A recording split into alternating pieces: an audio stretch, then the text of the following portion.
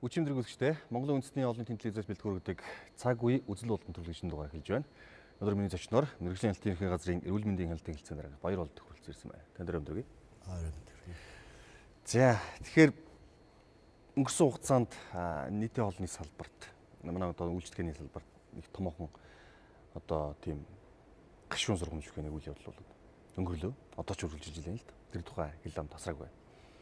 Тэгээ яг жоохон юу болсон юм бэ гэдгээс би яриага эхлэе гэж. Тэгээд хэвлэлээр явж байгаа мэдээлэл дээр бол хоёр ажилтан болоод одоо бүр тоолоод дуусах юм шиг байна. Үгүй бол одоо мэрэгжлийн хяналт бол бас эргээд гих мэтчлийн ингээл янз бүрийн мэдээлэлүүд хөөрч юм. За 2019 оны 2 сарын 12-нд мэрэгжлийн хяналтын байгууллагад бас юм KFC буюу юм зайсан дах KFC салбарт хоол идээд хүүхдүүдийн биеийн байдал муудлаа, гүйлгэлээ, суулгалаа, халуурлаа гэсэн мэдээлэл манад ирсэн. Энэ дагуу бид нар нийслэлийн мэрэгжлийн хяналтын газар халдвар төвчсөн судлалын үндэсний төвд мэдээлээд энэ зайсан дах KFC салбар төргийн хоолны газарт бол хяналт шалгалтуудыг оруулж ажилласан. За энэ дээр Монгол Улсын шадар сайдын баталсан 08 дугаар тушаал байдаг. Нийгмийн эрүүл мэндийн ноцтой байдлын үед хариу арга хэмжээ авах, салбар хоорондоо уялдаа холбоо хангах тушаал байдаг. Энэ дагуу халдвар төвчсөн судлалын төв мэрэгжлийн хяналтын байгууллагууд хяналт шалгалтаа бол эхлүүлсэн байдаг. За тухайн энэ хоолны хордох халдварын с ичгтэй тохиолдлын байдлаар нийтдээ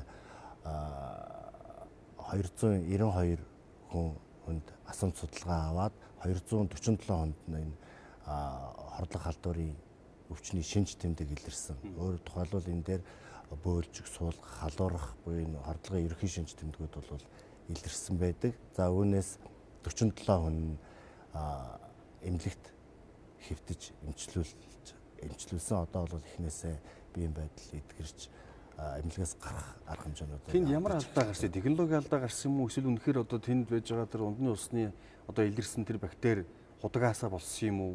Тэ бохироосоо болсон юм уу гэдгийг дүгнэлт одоо ер нь эцэлж хараагүй баг. Гэтэ хяналт шалгалт хоёр чиглэлээр бол хийгдсэн. Мэдээж халдвар төвчтэй хүмүүс эмнэлэгт ирсэн хүмүүсээс халдвар төвчин судлалын үндэсний төвийн халдвар судлагч эмчнэр асуумж судалгаа аваад одоо ямар хоол идсэн, ямар шинж тэмдэг илэрч байгаа гэдэг энэ бүх асуудлуудыг асуумж судалгаа авдаг. За мэрэгжлийн хяналтын байгууллагаас тухайн хоол үйлдвэр үйлчилгээ явуулж исэн газарт байцаагч нар хяналт шалгалтаа бол хийж явж байгаа. Ингэхдээ бол нийтдээ хяналт шалгалтын явцад 90 гаруй хүнсний түүхийд бүтээгдэхүүнээс дээж авсан. За мөн тухайн хоол үйлдвэрлэл үйлчилгээний газрын орчны байдал, угаалгах цэвэрлэгээний чанар аюулгүй байдлыг шалгах зорилгоор арчтас ян судлалын шинжилгээнүүдийг авч шинжилгээ хийсэн байдаг. За одоогийн байдлаар гарсан байгаа шинжилгээний дүнгээр бас хүнсний бүтээгдэхүүн болон ундны усны бохирдлын асуудлууд бол гарсан. Мөн тухайн байгууллагад ажиллаж байсан ажиллагчдын дунд бол бас энэ халдвар төвчний нян бол илэрсэн. Гэхдээ өнөөдөр тухайн хүмүүс тухайн байгууллага дээр ажиллаж байгаа хоорондоо энэ халдварыг авсан байна уу?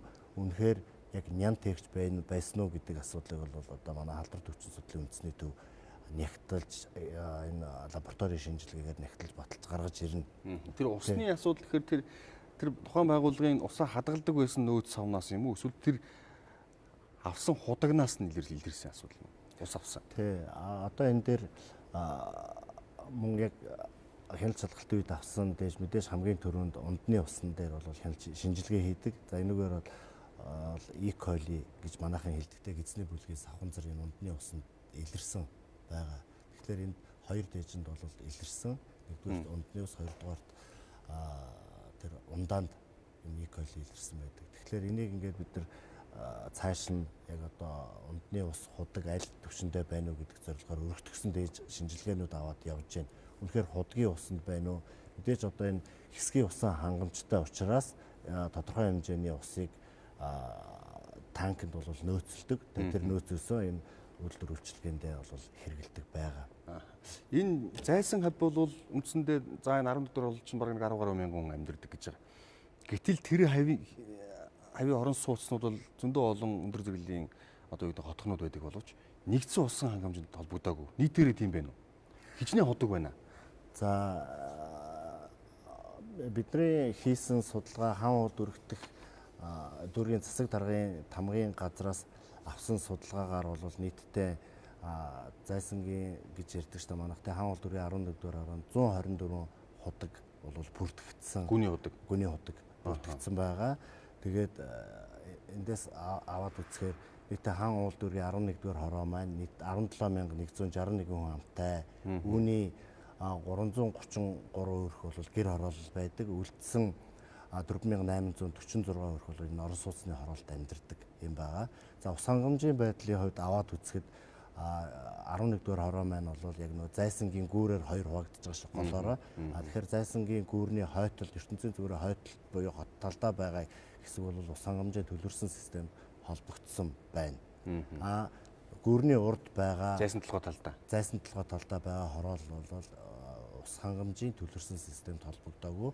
Хотгонууд бол өөрсний хотгондоо зориулж гаргасан гүний худгаас ус хангамжаа хангагдж байгаа тийм дүр. Одоо тэгээд KFC байсан худаг шинжилгээ хийгээд тэр хариу нь гарах юм байна. Худгаас уу тэр ям гэснээс үү гэдэг нь.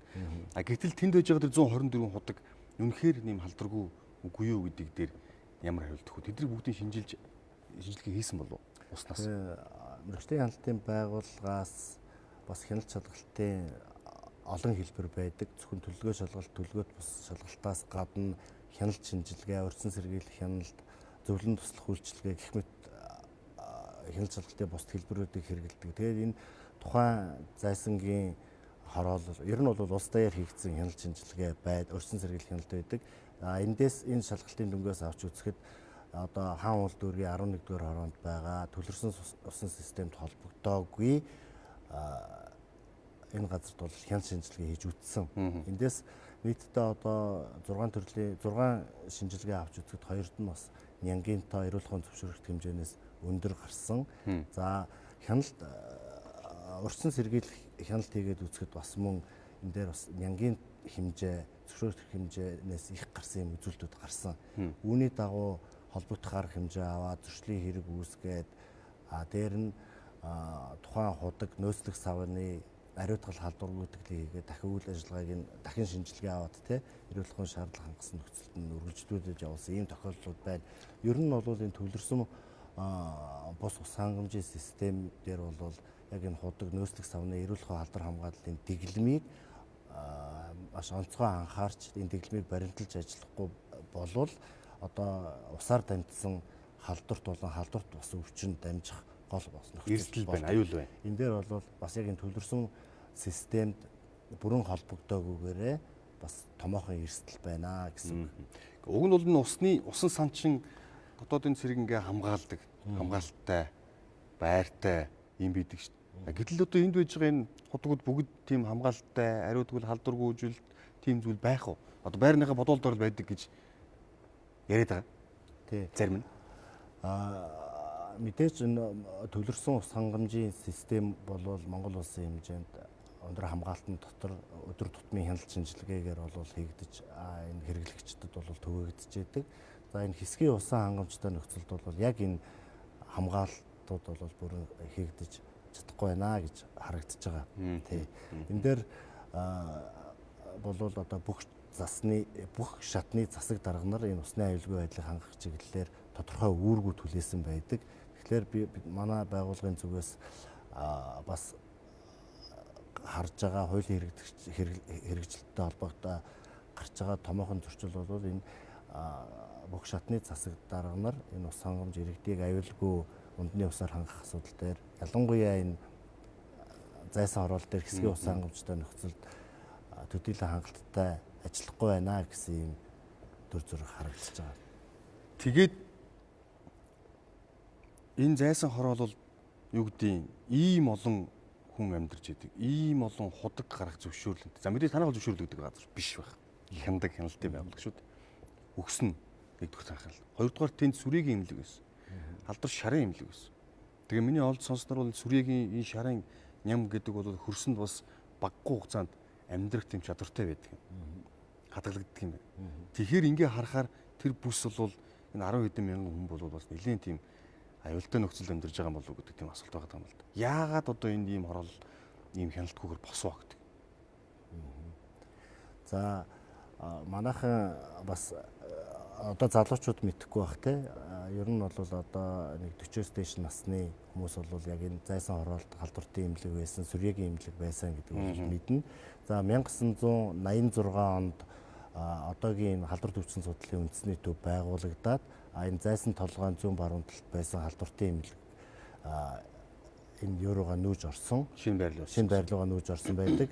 За 1989 онд одоо тэр богд уулны аманд байдаг манайхны хуучжуулын хэлснээр ясны сүрьегийн имлэг гэж байсан. Энэ имлэг 1989 онд сүрьегийн имлэгтэй нийлээ тэр сонсголонд бол нэгдсэн байдаг. Тэгэхээр энэ зайсан хороолт 1986-89 оны хүртэл энэ халдвартын имлэгүүд байсан гэсэн ийм түүх бол байна. Ер нь бол өвчин үүсгэгч нянгууд энэ хөрсөнд бол тодорхой хэмжээ хугацаагаар бол хадгалагдаж байдаг. За тухайлбал сүрьеэг үүсгдэг сүрьегийн сахунцар буюу микобактери бол хөрсөнд 5 сар хүртэл хугацаанд өвчин үүсгэх чадвараа хадгалагдаж байдаг бол одоо өршдөг сахунцар, өршдөг ням болон одоо манайх татрангийн ням те 17 жил те 20 гаруй жил бол энд амьдрах. Тэгэхээр яг нүүсэн хугацааг нь бодох юм бол мэдээж тэнд 30 гаруй жил болсон байна. Гэхдээ ахиж шинжилсэн байдаг болов. Тэгээ энэ дээр бид мэрэгжлийн хяналтын байгууллагаас би түрүү хэлжсэн жил бүр хавар намрын үйлдвэрэл Улаанбаатар хотод тогтоогсон цэгүүдээс тэ шинжилгээ аваад байнгын хяналт бол хийж явдаг. За манай зайсангийн аманд бол 2 цэгээс бол шинжилгээ авдаг. Ялангуяа бид нар тэр зайсан толгой зүүн тал баруун талд байсан имлэг байсан газрын хөрснөөс бол шинжилгээ авч үздэг. Энэ нянгийн тоо бол зөвшөөрөгдөх хэмжээнээс бас тодорхой хэмжээнд өндөр нян гардаг. Яг энэ нөгөө хөрсний бохирдлын ариун цэврийн үзүүлэлт гэж байдаг. Энэ үзүүлэлтээр дунд зэргийн бохирдолтой гэсэн юм үнэлгээ гарч ирдэг. Хүний эрүүл мэндэд нөлөөлөх үү тэр бохирдол? Тэгэхээр мэдээж өнөөдөр нян бактери хөрсөнд байна гэдэг чинь өнөөдөр хувь хүмүүс эрүүл ахуй ариун цэврийнхаа дэглэмийг сахихгүй байгаа нөхцөлд бол энэ хөрсний бохирдлоос шалтгаалсан эзний халдвар төвчин гарах бол нөхцөл байдаг. За манай мэрэгжлийн хяналтын байгууллагын хийсэн судалгаагаар одоо нийслэл болон аймаг орон нутагт хийсэн судалгаа ингээ хөрсний бохирдлыг эзний халдварын өвчлөлтөд судлаад үзэхэд энэ хөрсний бохирдол бол эзний халдварт бол нөлөөлдгөө гэсэн дүн гарсан байгаа. Тийм учраас хөрс бол аль болох цэвэрхэн хөрсөө бохирдуулахгүй байх хэрэгтэй. Та сая хэллээ л дээ. Ер нь юу гэдэг ундны усны их үсрэг гэдэг бол хамгаалттай байх хэрэгтэй. Гэтэ тодорхой одоо ариун цэврийн ингээд стандартын дагуу хийгдсэн байх хэрэгтэй биш. Гэтэл тэнд байж байгаа барилгууд бол ингээд зарим нь бодволдоо худаг нь байж байдаг гэж байна. Тэгээ бохирдоод хаадаг. Тэр худаг хэрвээ янз бүрийн байдлаар бохирдлол тэр хэдэг хэсэг айл усгүй болох нь шүү дээ. Гэтэл одоо юу гэдэг энэ барилгуудыг баригдаж явах явцад хөрсөнд нь одоо шинжилгээ хийгээд энэ бол одоо бас ингээд бактеритэй байна шүү. Энэ худгийн одоо ундны усны худагч нь ийм байх шүү гэдэг тал дээр одоо мэрэгжлийн хяналт тавьдаг юм уу гэдэг асуудаг юм л да. 2010 он хүртэл одоо мэрэгжлийн хяналтын байгууллагаас ариун цэврийн тухай хуулийн хэрэгжилтэнд хяналт тавьж ажилладаг. Ариулхан урьдчилсан хяналтыг хийдэг байсан. За ариулхан урьдчилсан хяналт гэдэгт юу ордог вэ гэхлээр мэдээж аливаа барилга байгууламжийг барих газрыг олголтоос эхлээд тийм энэ газар энэ төрлийн үйлчлэгээний барилгыг барьж болох уу? Эрүүлэх хувьд болж гэнэ үү гэдэг дүгнэлт гаргадаг. Дээр нь барилгын зураг төсөл зохиох үе шатандаа хяналт хийгддэг, дүгнэлт гаргуулдаг. За барилгын баригдаж явах явцад хяналт хийдэг тийм. Дээр нь сүүлд нь улсын комиссийн бүрэлдэхүүнд ороод за энэ барилгыг одоо хүлээж авахд хүний эрүүл мэндэд ямар нэгэн сөрөг төлөө байна уугүй юу гэдгийг авдаг тогтолцоо байсан, хууль байсан тийм. 10 оноос яг ариун цэврийн тухай хуулинд өөрчлөлт оруулаад яг энэ заалтыг яваад мэрэгжлийн хяналтын байгууллагаас эрүүл ахуйн дүгнэлт гаргадаг үйл ажиллагааг бол энэ бүх процесс байхгүй болсон. Мэрэгжлийн гадаа тийм байхгүй болсон.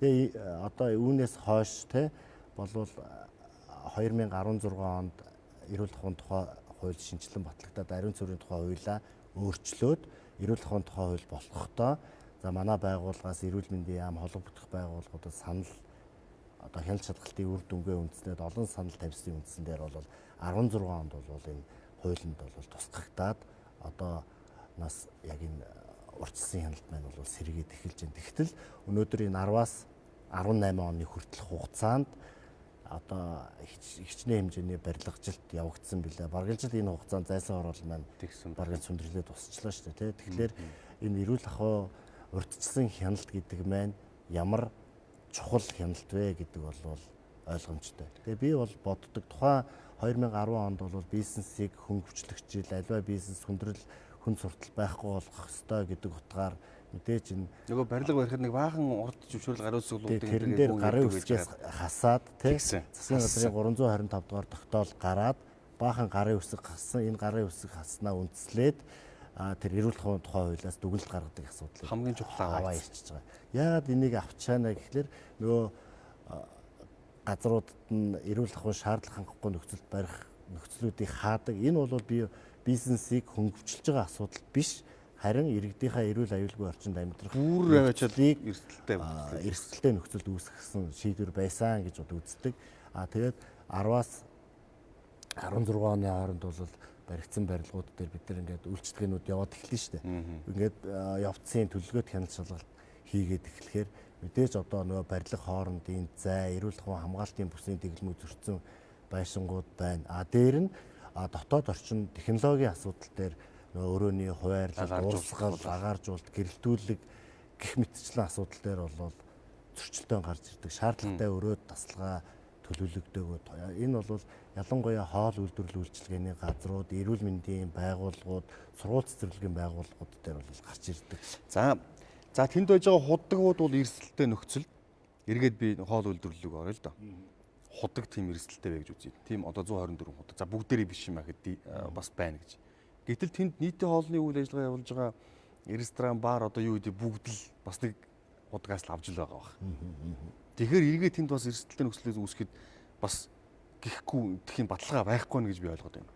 Тэгээ ер нь энэ хэсгийн усан хангамжтай нөхцөл сахих эрүүл ахуй алдар хамгааллын дэглэмийн асуудал байдаг. Өнөөдөр ус нөөцлж байгаа саваа ямар давтамжтай, ямар хугацаанд угаалгах цэвэрлэгээ хийж халдваргүйтгэл хийх вэ гэдэг асуудал байна. Өнөөдөр бид нар тэр олон барилгын ус нөөцлөх савыг бүгдийг шавхаад угаагаад байх нөхцөл бол бас төдийлөн хангалттай биш. Тийм учраас энэ дээр бол эрсдэл байна гэж харж байгаа. За манайх байгууллагаас энэ хяналт шалгалт хийхдээ хяналтын хуудсыг хэрэгэлдэг. За энэ хяналтын хуудсанд бол бид нар энэ ус нөөцлж байгаа савндаа хэсгийн усан хангамжтай бол ус нөөцлж байгаа савндаа тодорхой заагдсан хугацаанд халдвар гүйтгэлээ хийж гэнэ үү, шавхалтаа хийж гэнэ үү, цэвэрлж гэнэ үү, шинжилгээгээ хийлгэж гэнэ үү гэсэн ийм асуудлуудад тавиад шалгаж явдаг. Бас энэ асуудлын хүрээнд ч гэсэндээ магадгүй энэ эрсдлийг бол бууруулж ажилласан байж магадгүй. Гэхдээ өнөөдөр улсын хэмжээнд 10 гаруй мянган хоол үйлдвэр үйлчилгээний газрууд байна, тийм үү? Мэдээж мэргэжлийн хяналтын байгууллага энэ болгон дээр өдөр тутамд бол хяналт тавиад явж чадахгүй. Тийм учраас ямар нэг хяналт суларсан, дотоодын хяналтанд суларсан нөхцөл энэ усаар дамжих халдвар гарах бол эрсдэл байна. Ийм учраас аж ахуй нэгж байгууллагууд одоо ялангуяа энэ хотгонууд бол сөөхийн мэдлэлд үйл ажиллагаа нь явагддаг те. Энэ сөөхүүд маань өөрснөө яг энэ усны аруул хамгаалалт, аюулгүй байдлаа хэрхэн хангаж байна гэдэг бол их төвөгтэй. Бохирийнх нь одоо энэ зөөврийн худаг ихтэй одоо зайсан оролтонд бохирийнх нь одоо худаг энэ тэр бас холилдсон байдаг гэдэг зүйлүүдийг яриад байгаа.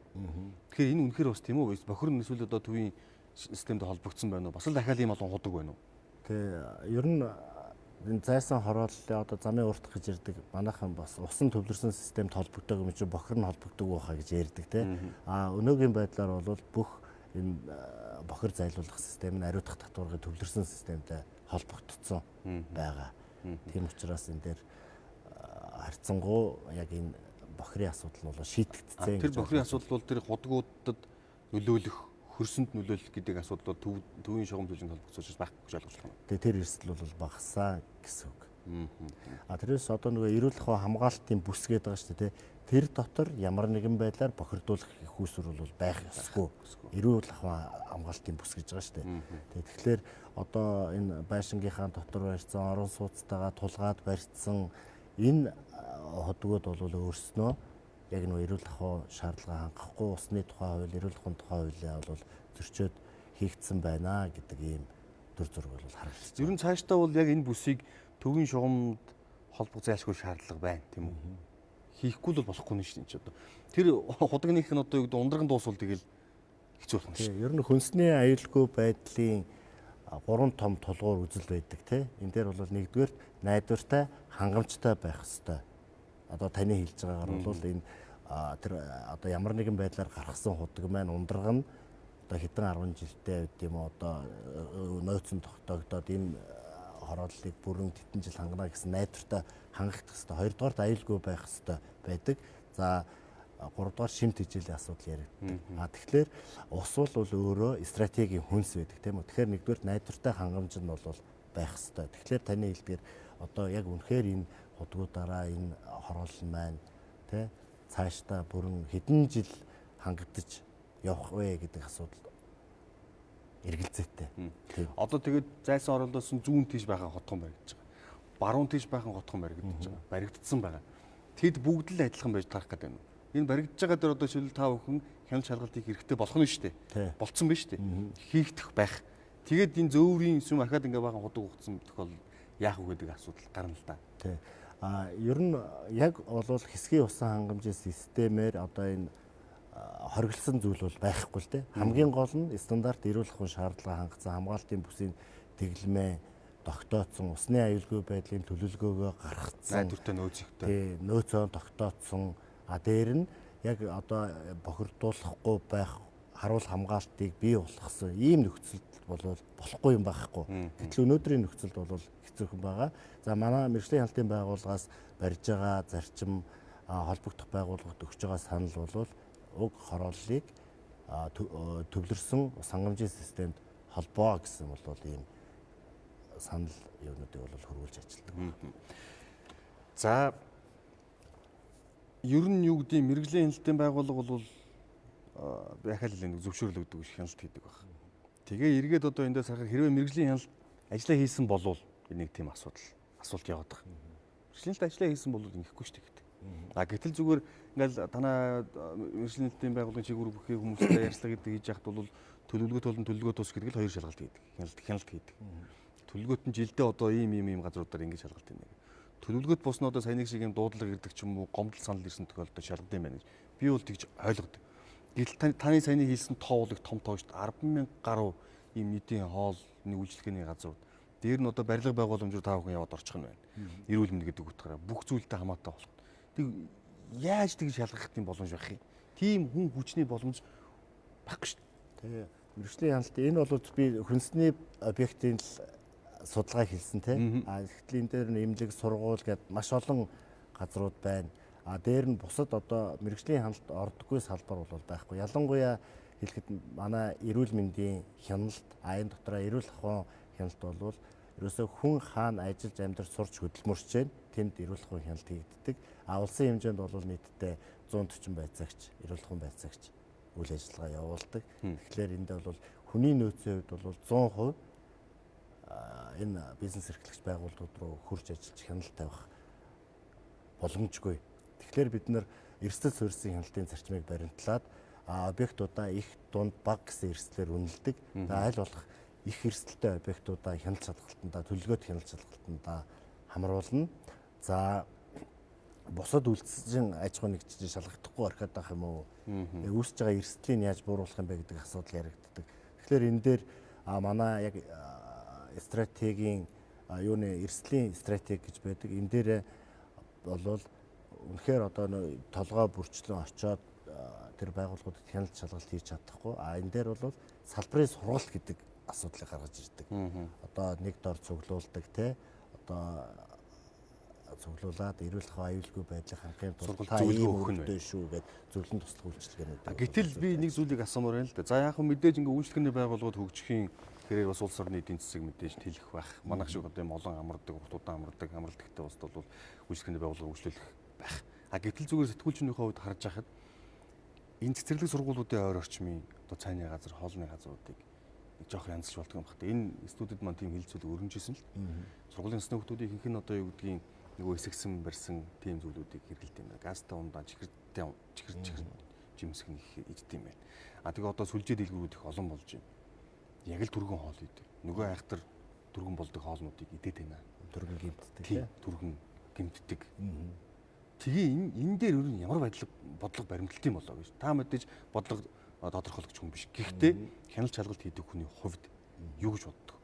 Тэгээ мэргэжлийн хяналтын байгууллагаас энэ бодлогын яамдуудаас гарсан шийдвэрүүд мөн Монгол Улсын хууль тогтоомжийн хэрэгжилтэнд хяналт тавьж явдаг. За яг одоо өөрөө чи хэлж байгаа энэ сургууль доторхойлон сургууль орчмын хоол хүнсний аюулгүй байдлын асуудал яригдж байна. Энэ дээр одоо эрүүл мэндийн сайд боловсрол соёлын шинжилгээ ухааны сайдын гаргасан тушаал байдаг. Сургуулийн хоол үйлдвэр үйлчилгээнд хоригдсон бүтээгдэхүүний чагсаалт гэдэг нийтдээ 25 төрлийн бүтээгдэхүүнүүдийг чагсаацаа хоригдсон байдаг. Энийг бол зөвхөн сургуулийн дотоод орчинд сургуулийн хоол үйлдвэр үйлчилгээнд хоригдсон байдаг. Гэвтэл өнөөдөр 1-5 дугаар ангийн хүүхдүүд үдийн цай буюу сургууль дээрээ хоолж байгаа. 5-аас дээш одоо 12 дугаар ангийн хүүхдүүд яг сургууль орчмынхаа хоол хүнсний газруудаар хооллоод явж байгаа. Энэ дээр яг бидний одоо хэлдэг сургууль дээр хоригдсон хоол хүнсний бүтээгдэхүүнүүд бол зарагдж байна. За яг энэ дээр мэргэжлийн хяналтын байгууллагаас одоо энэ хоригдсон бүтээгдэхүүн зарж байна гэд хаагаад ч юм уу хураагаад устгах хэрэгцээ орчны хувьд бол дутагдaltaй. Ягаад гэвэл сургууль доторхсон учраас. Тий, дутагдaltaй. Харин одоо бодлогын хувьд шийдэгдэх гэж явж байгаа асуудал байх гэж бодож байна. Энэ сургуулийн ерхий боловсролын сургуулийн хоол үйлдвэр үйлчилгээний тухай хууль гэж гарч байгаа. Одоо 1-12 дугаар ангийн хүүхдүүдийг бүрэн сургууль дээр хооллох нөхцөлийг бүрдүүлэх ийм хууль явж байна. Энэ хуулийн дээр сургууль орчимд худалдаалахгүй байх хоол хүнсний чагсаалтыг гаргах асуудал эрүүл мэндийн яам боловсрол соёлын шинжилгээ ухааны яам дээр үүрэг болгоод өгөгдөд явж байгаа. Сургууль орчим гэдэгт нь одоо яг хэдэн метр радиус байх юу хэлэх вэ? Гэх мэтчлийн бодлогын бичиг баримтууд хийгдэж байна. Тэрнээс одоогийн нөхцөлд яг сургуулийн гадаа зарж байгаа одоо зөндөө штэ бэршгэнүүд байна. Нөгөө түргэн гимтэж мууддаг сосисконд орооцсон юу түгээмэл яг хэрэгэлдэг хоол нь хүүхдүүдээ авч иддэг дуртай зүйлүүдээр бол ингээд хоолны газрыг сургуулаа тойроод хийцэн байна. Тэгэхээр энэ бас утгагүй шийдэгдэх байх гэж бодож байгаа. Тэгээ хоригдсан залт байхгүй. Энэ дээр бидний зүгээс тавьж байгаа асуудал бол эцэг эхчүүдэд чиглэсэн соён гэгээр үйлчлэгчдүүдийг өөрийн байгууллагын вебсайт, уулзалт ярилцдаг энэгээр бол маш олон хэлбэрээр бол сурталчилж ажиллаж байна. Эцэг эхийн үүрэг оролцоо бол энэ дээр маш их чухал байдаг. Тэгээд юу гэдгийг дэлхийн зарим улс орн болон түргэн хоолноос татгалзаж байгаа. Тийм биз? Гэдэг мэдээх байдаг. Таргалалт их байна. Хадгалалт хийж байгаа процесс өдргээл ярьдаг. Гэтэл манайд түргэн хоолны зөндөө олон салбарууд байна. Бүр одоо маш хутан болдог хоолнуудыг хийдэг ч газрууд их байна. Тэгээ би танаас үгүйсэж байгаа нь яг энэ хоол үйлдвэрлэлийн салбар дээр ямар бодлого өгд юм болоо гэж бас байна. Тий. Одоо хүссэн болгонд зөвшөөрөл өгчт юм уу? Тий. Одоо энэ хоол үйлдвэрлэл үйлчилгээний газруудад үйл ажиллагаа явуулахад ямар нэгэн байдлаар тусгай зөвшөөрөл авдаг зохицуулт байхгүй. Байхгүй. Энэ бар ресторануудад дэлгүүрүүдэд арх согтууруулахундаа худалдаалах, тамхи худалдаалах зөвшөөрлийг л олгодог. Тэрнээс биш одоо түргэн хоолны газраа нээн үү, түүцээ нээн үү энэ асуудал бол яг зохицуулагдсан тийм зүйл байхгүй.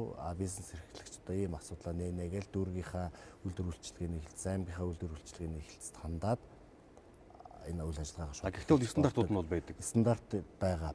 Мэргэжлийн хяналтын байгууллагын хувьд бол манай байгууллагын вебсайтаар ороод нөгөө манайх ийм үйлчилгээ хийх гэж шүү гэдгээ мэддэгдээл орхидог. Тэрийг манайх системдээ аваад нөгөө эрсдлээрээ үнэлээд хяналт шалгалтын төлөвлөлтөнд оруулаад явуулдаг ийм механизм байгаа. Тэрнээс биш одоо түргэн хоолны газрыг одоо тэр оройн тэдэн хэмжээтэй нээ, тийм үү? Гоймон хийдэг газрыг одоо сургууль орчин нээхгүй гэсэн ийм зохицуулалт бол манад байхгүй. Энэ хоол үйлдвэрлэл үйлчилгээний бодлогын асуудал бол хүнс үдээч хөнгөн үйлдвэрийн яам дээр явагдаж байдаг. Тийм байгаа. Ер нь хүнсний аюулгүй байдлын асуудал хүнс үдээч хөнгөн үйлдвэрийн яам дээр явдаг шүү дээ. Эрүүл мэндийн яамны хувьд бол яг нөө бодлогын том үндсэн асуудал яахгүй яг хүний эрүүл мэндэд нөлөөлөх талаас нь эргээд одоо юу гэдэг ямар нэгэн бодлого алдаатай хийгдэх юм бол ямар зүрх үр дагавартай гэдэг та бид нар сая зайсангийн жишээн дээр ярьлаа шүү дээ. Барилга хүлээн авах комисс, барилга барих процедур, зөвшөөрлөх процедурыг мэргэжлийн хэлтийн байгууллага гаргаснаас болоод ийм асуудал үүссэн байна гэж. Тэгэхээр одоо юу хоолны одоо юу гэдэг түргэн хоолч биш энэ хоол үйлдвэрлэлийн салбар дээр ямар бодлогоор хөндлөж байгаа гэдэг нь эргээд энэ хүн амын эрүүл мэндийн асуудалтай холбоотой юм болов уу гэж хараад. Гинт ийм олон хүн юу гэдэг цар тахлын хэмжээнд өвдөж тийм халдвар төвчөнд дарах бол эрүүл мэндийн салбар маань ачаагаад дахгүй шүү дээ гэдэг зүйл харагдаж байгаа шүү дээ. Сая энэ олон хүн өвдөхөд юу яав гэдэг асуудал. Гэх мэтлэн ингээд салбар болгоны уялдаа холбоо юу ямар байд юм бэ гэдгийг л бид танаас дахиад тодруулъя. Ер нь салбарын уялдаа эрүүл мэнд бодлогын хувьд хүнсний аюулгүй байдлыг хангах чиглэлээр хөтөлбөрүүд гарсан хууль эрх зүйн орчин бол бүрдсэн байдаг. Гэхдээ мэдээж одоо ингээ харж байхад учир дутагдaltaй бол зөндөө зүйл байна тийм. Энэ бол анхаарах ёстой асуудал. Ямар ч байсан эрүүл мэндийн яам, хүнс үдээ аж ахуйн яам, мэргэжлийн хяналтын байгууллагуудын төвшөнд тодорхой ажлын уялдаа холбоо бол одоо ажилдаг. Тийм байна. Хяналт шалгалтын давхардл бий юу? Одоо эрүүл мэндийн яамнаас нэг шалгаж хахад мэргэжлийн хяналтаас очдог гэдэг ч юм уу, байрлал хотын яамнаас шалгаж хахад танах очоод байдаг ч гэдэг ч юм уу тийм зүйл. Хяналт шалгалтын давхардлын хувьд ер нь бол энэ бизнесийн үйлчлэгэн дээр хяналт шалгалтын давхардл байгаа. Давхардлууд байдаг. Энэ дээр бол тухайлбал би эрүүл мэндийн салбараар илүү ойрхон салбар дээр хэлээд. За өрхийн имлэг байлаа гэж үзье. Тэгтэл мэргэжлийн хяналтын байгууллага шалгаад өччихээд. Нийгмийн даатгал, эрүүл мэндийн даатгалын газрын шалгалт очиж байна. За дотоод хяналтаа хэрэгжүүлэх ёстой гэдэг аймаг нийслэл дүүргийн эрүүл мэндийн хариуцсан төшөмдүүд очиж байна. За яамны үнэлгээ шинжилгээ гэдэг ч юм уу те. Ингээд хяналт яг нэгждэр бол хяналт шалгалтын давхардл бол байгаа. Мэргэжлийн хяналтын байгууллагаас 28 чиглэлийн хяналт шалгалтуудын хяналтын чиглэл байдаг. Мэргэжлийн хяналт бол дотроо энэ хяналт шалгалтын давхардыг багасгах стратеги бариад тухайлбал нийгмийн хамгааллын чиглэлээр нэг удаа очиод дараа нь эрүүл мэндийн чиглэлээр нэг очиод дараа нь хөдөө аж ахуйн чиглэлээр нэг очдог энэ асуудал бол цэгцэрсэн. Мэргэжлийн хяналтын байгууллагын хяналт бол зохицороо давхардахгүй араасаа дагсан юм хяналт шалгалт хийгдэхгүйгээр зохицуулдаг. Харин төрийн байгууллагуудын одоо татварын хяналт хүртэл орж ирдэг шүү дээ. Энэ давхардл бол байгаа. Яг бизнес эрхлэхэд одоо нэг улиралд одоо хичнээн төрлийн хяналт орж ирээд байна гэвэл төрөний миний хэлдэг шиг бол хяналтууд орж ирдэг юм байна. Та бүхэн ялцсан нэлээд бага үлдсэн байна. Ер нь зүгээр юу гэдгийг иргэд одоо энэ саяны болсон үйл явдлаас улбаалаад нэлээд сэрэмжтэй идж байгаа хоол хүнсэндээ анхаарах байх, амьдарч байгаа орчин нь юу илээ гэж бодох байх гэж бодож байна. Тэгээд мэргэжлийн хэлтэн байгууллагт одоо юу гэдгийг жирийн иргэн хоол идээд сууж байхдаа жоохон өрдний гүйцэтгэл төрдөг ч юм уу. Ер нь энэ газар эрүүл ахуйн шаардлага хангаж байгааг үгүй та бүхэнд яаж одоо юу гэдгийг гомдол гаргадаг ч гэдэг юм уу. Энийг шалгаж өгөөч яг хүсэл тавих та бүхэнд шалгадаг тийм зүйл байх уу? Ямар процедур байдаг юм бэ? Мэдээж иргэний гомдлыг бол хүлээж авах асуудал бол нээлттэй. Мэргэжлийн хяналтын байгууллага энэ дээр бид нар утсаар болон бичгээр гомдлыг бол хүлээж авдаг. Мэргэжлийн хяналтын ерхий газар дээр 1812 86 гээд хотлайн бол ажиллаж байдаг. Эндээс мэдээлэхэд харьяа дүүрэг нийслэл хаана болсон тэр мэргэжлийн хяналтын харьяалагдах газруудаа мэдээлээд хяналт шалгалтуудыг бол хийдэг. Дээр нь иргэн өөрөө өргөдөл гомдлоо тодорхой бичээд те өгчгöd хуулийн дагуу бид нэр асуудлыг шалгах бол асуудал нээлттэй тийм байна. Тэгэхээр 2019 оныг иргэн төвтэй те төрийн үйлчилгээний жил болохлоо шүү дээ. Энтэй холбогдуулаад бас иргэдэд хэлэхэд санал гомдлоо биднэрт өгөө. Бидний энэ асуудлыг тодорхой хугацаанд чирэгдэлгүйгээр шийдвэрлээд өгнө. Хамгийн гол нь гомдол санал байна үндэслэлтэй байх ёстой гэдгийг хэлээ. Тэгэхгүй бол өнөөдөр за нэг хүнийгээ чадах ч юм уу те одоо зүгээр энгийн үгээр хэлэхэд нөө муугийн үсгч гэдэг ийм байдлаар бас гомдол өгөөд байвал манай байгууллага ачаал ямар уу те эргээд тэрхүүн зөрчлөө хөлөөрөөс хариуцлага хүлээнэ гэдгээс ойлгохтой тийм өөрөө хүнийг гүтгсэн ийм юм байвал ийм асуудал бас байдаг юм. Та бүхний лабораторийн хүчин чадал ер нь ямар байх вэ? Саяны одоо жишээлбэл ингээд жишээн дээр хийсэн одоо юу гэдэг эдисийг бас зарим эдисийг ингээ ургуулж байгаа тэндээс нь дээж авдаг гэдэг юм уу тийм үгүй процедуртай зүйлүүд байд юм шиг байна. Эдгээр мэргэжлийн хэлтийн маань лаборатори ер нь хэдийн хэмжээний хүчин чадалтай яг орчин үеийн байж чадж байгаа юм. За мэргэжлийн хяналтын бол яг энэ аймагуудынхаа төвшөнд, нийслэлийн төвшөнд, улсын төвшөнд лабораториуд ажиллаж байгаа. Эрүүл зүйн нyan судлалын лабораториуд, тий мал эмнэлэг, ургамал хорой цайр, эмийн лабораториуд ажилладаг. За эмийн лабораторийн хувьд бол хүнсний аюулгүй үндэслэл авалгаа лаборатори буюу төв лабораториуд дээр ажилладаг. Бусад шинжилгээнүүдийг бол дүүрэг биш нийслэл аймгийн мэргэжлийн хяналтын газрын лабораториуд бол хийх боломжтой. За мэргэжлийн хяналтын ерхий газрын хүнсний аюулгүй үндэслэл авалгаа лаборатори бол холбогдох байгууллагуудаараа итгэмжлэгдсэн. Эмийн лабораториуд олон улсын байгууллагын итгэмжлэгийг авсан. Ер нь бол хүнсний аюулгүй байдлын чиглэлээрээ бас олон улсын түвшиндээ хүрсэн алхаж яваа гэж бол хэлж болно. Одоо ингээд та бүхэн ярилцж байгаа цаг үечд бол гадаа сайхан дулаараад газар гисээд цас хайлаад тэгээ нөгөө утаа найрлаад шороон босно. Тэгээ Улаанбаатар хотын хөрсний бохирдол гэдэг бол одоо манай телевизийн хойно байж байгаа харууллын мэдээлж байгаагаар бол их л бохирдолтой байна гэдэг ч байгаа.